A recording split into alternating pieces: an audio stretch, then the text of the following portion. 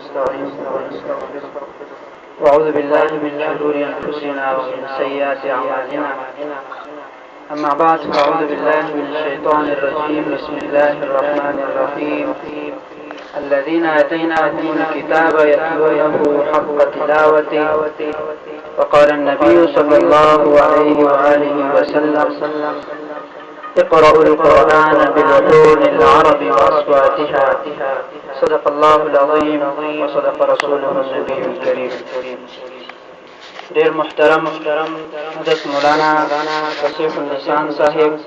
امیر جماعت اسلامی PK 85، نور جماعت اسلامی ارکانو، جامعہ علوم اسلامیہ المرکز اسلامی، ټول سٹاف او محتمیم او زمان د دې کلام عزتمندو قدرمندو ضرورتمندو مسلمانانو د الله رب العالمین د کلام د یو آیات څخه تاسو مستولستلا. دی آیات کې الله رب العالمین ارشاد فرمایي چې الذين آتيناهم الكتاب يتلونه حق تلاوته. ځینې خلک هغه دي چې معقوله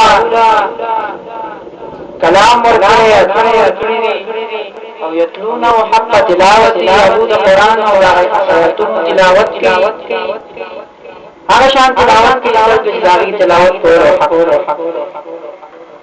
د دې تلاوت حق سړي د لپاره شرایط سړي د لپاره ضوابط سړي قواعد سړي متقا حق په جندل او د شرایط په جندل او د قواعد په جندل د دې باندې تجوید چې په اورتيام کې په تجوید باندې عام کړي او دا تجوید د قران او شان سره دا چې لازمي د دې لزوم د اثبات لپاره د علي رضی الله عنه تاسو پیش کوم چې هغه فرمایي چې القرآن يلعنه ځین قاریان قرآن راځي، ځین قرآن وایي راځي چې هغه قرآن تلاوت کوي د ثواب بني، قرآن تلاوت کوي د اجر بني. هغه ډېر عالم دي وي، هغه ډېر غټ فقيه وي، هغه ډېر عام انسان وي، هغه ډېر معصوم وي، هغه ډېر زراوي. د قرآن د شان تلاوت کوي په دې نیت باندې، په دې سوچ او فکر باندې چې الٰه العالمین لپاره اجر راکړي، کوي راکړي، ثواب راکړي. وای دا قرآن په باندې الټه بنا کی ورته ملاوي. وجه صدا وجه دار چې قرآن او شان تلاوت د تجوید د خلاف. تجوید دومره ضروري مسلمانانو چې ما دا په وایي اردو خان طبقه فارسی خان طبقه فارسی وایي او موږ یو عجب قرآن او شان په عربي کې نازل شوی، قرآن او شان په عربي کې نازل شوی. نو دا قرآن باندې د صحیح تلاوت لپاره اهل عرب او اهل زبان طرف ته زموږ ته رجوع وکړي. نو ذکر اهل عرب او اهل زبان طرف ته رجوع کې مداغي اورنه پورې الفاظ صحیح کوي. سره چې د قرآن په قسم علوم دي، چې علوم معانی دا علوم الفاظ دي، د علوم الفاظ اورنه کوي چې دا هغه تجوید نه بغیر قرآن او انسان صحیح نه ویل کیږي. او بل خبره موږ اکثر چې د ایمان نه پس لازمی جزء او لازمی څه چې نه راځي تجوید دی. دا خلک کوئی مسلم راځي نه دی، نو ولې دې چې په عربی کې د پښتو کې نه دی، مست په اردو کې نه دی، مست په فارسی کې نه دی، مست په عربی کې د عربی د لغت د بارا سره تجوید لازمي دی. چې ستای الف نواره در کم یا پوری دا 29 حروف دي، د دې حروف او اوازونه ته پیژنې، د دې مخارج ته پیژنې، د دې د ازادۍ ضرورت ته پیژنې، د دې صفات ته پیژنې. د قران عظیم شان تلاوت په صحیح او د دې خبرې وضاحت هم پکار دی چې موږ دا شکل زړه تور تجوید القرآن ولی په دې کلام کې منعقد کړه. اصل کې خودري تجوید کورس 2 کال کېږي د وفاق المدارس باندې، ناوی په طرز باندې 2 کال کېږي، رابطه المدارس په طرز باندې 1 کال، او بیا بشل نو کې دا تجوید کورس راغونډول او بیا ماشوم ته تجوید قواعد او ضوابط او خودل او بیا د اجرا کول، بیا باندې حذر او مشق او پریکټس کول ډیر زیات یو لوی ګران کار. په دا کلام کې ملګرو ما سره مشوره وکړه، موږ په دې باندې اتفاق وکړ چې موږ لا د کلام خلق چې کوم دي دا هو قرآن تلاوت او د موزه الفاظ بالکل صحیح نه دي نو موږ په دې باندې دا مشوره وکړه چې د دوی ته د قرآن یا د مشان د الفاظ صحیح کول لپاره 20 روزه کورس کوو او د 20 روزه کورس کې موږ دا کوشش وکړو چې څومره بنیادی قواعد د تجوید یا موږ دي کی راجمع کړل نوټ مو تیار کړل دې سره سره خپل قاعده موږ مرتب کړی و د دې لپاره تجوید ته پراباو لپاره چې هغه باندې عام انسان پوهیږي او چې کله یو استاد پوهول شي هغه مو پڑھاو کړه دا هغه سره سره چې کوم دي نو موږ 500 باره الحمدلله اجرا وکړه او زړی شکر الله را کوم چې د کلام په دې زرخیز زمکه باندې بغیر زمانه تعارف او بغیر پہچان نه چې موږ د الله رب العالمین د دې دین دا کار شروع کوو 75 طلبه او چې هغه د ځینې طلبه د سکول سره تعلق ساتي او ځینې د مدارس سره 75 طلبه په دې دوره کې موږ سره شرکت وکړو عزتمن مسلمانانو ورونو خبرې نو کومه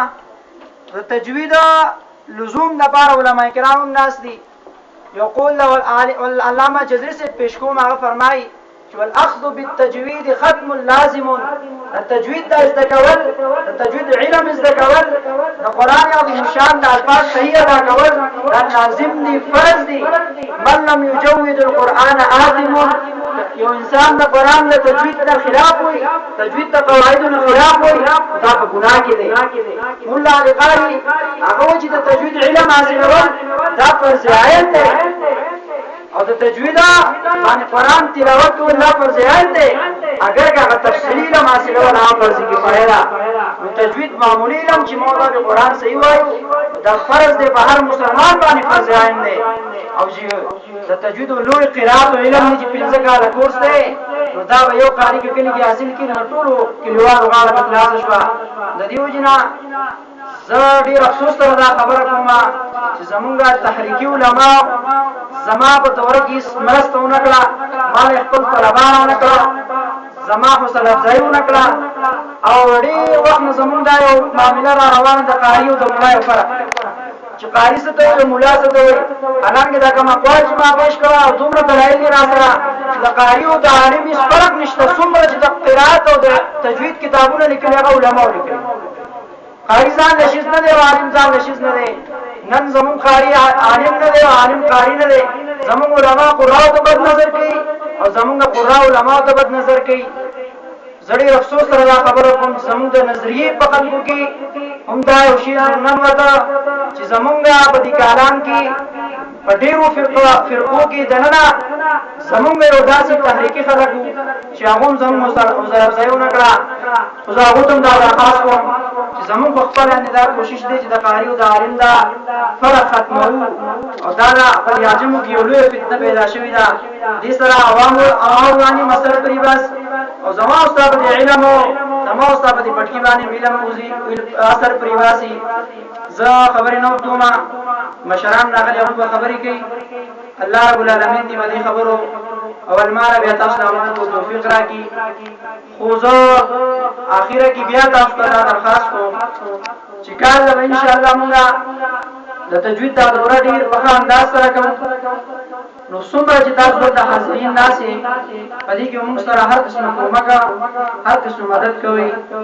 او نن به ان شاء الله د دې طلباونا یو بدري طالبان د وخت کمی د وجې نه تاسو مخکې تلاوت کوي موږ ډیر څه تیار کړی چې تاسو د اشر مهنت تاسو وکړئ موږ سره وخت کمی د میلمانو باندې نه وخت دی نو یو دوه طالبان ان شاء الله تاسو مخکې تلاوت کوي د دې شل ورځې مهنت نتیجه به تاسو مخکې راشي اقول قولي هذا استغفر الله لي